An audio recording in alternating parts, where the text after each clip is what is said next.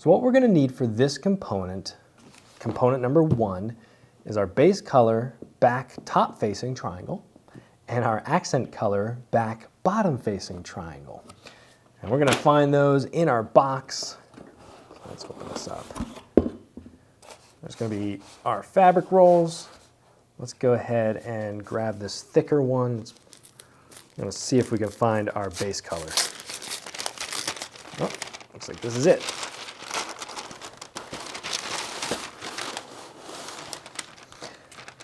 All right, so looking at our fabric, what we're trying to find is a big triangular piece with guide marks that look like this.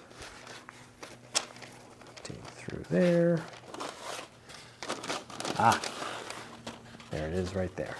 That out of the way, we're going to set these now aside and reach for the other one.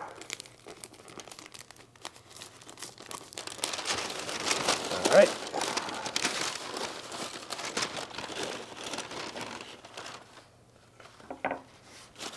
Best way to identify this.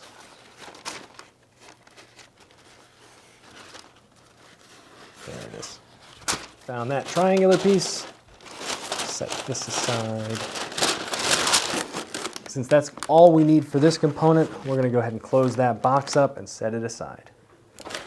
All right, so let's talk about identifying these real quick. You do have a guide that I would recommend you reference, but just in case, let's go ahead and talk about these. So your base color back, top facing triangle, you've got the only base color triangle of this kind. So that should be pretty easy to identify.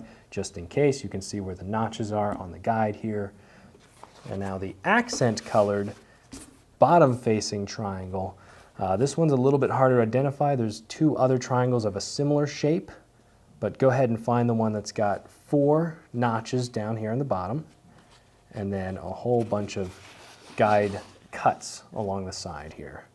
That's going to make sure that this is the right one that matches your guide. And the way they're going to stitch together is face to face, just like that.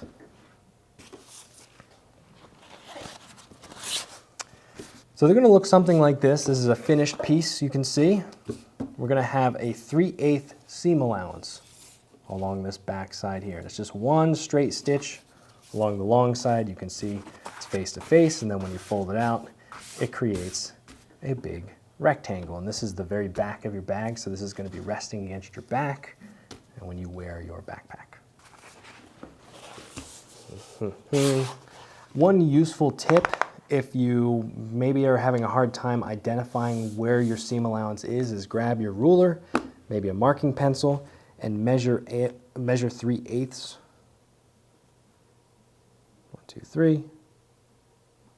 So that when you set your needle up, you can make sure that it's right in line with that. Most plates on these sewing machines have a 3/8 mark, or 1/2 inch mark or something like that. So it's pretty easy to identify, but sometimes marking it on the fabric helps too. So we're going to go corner to corner, make sure all of our guides and notches line up, and just sew right along that edge.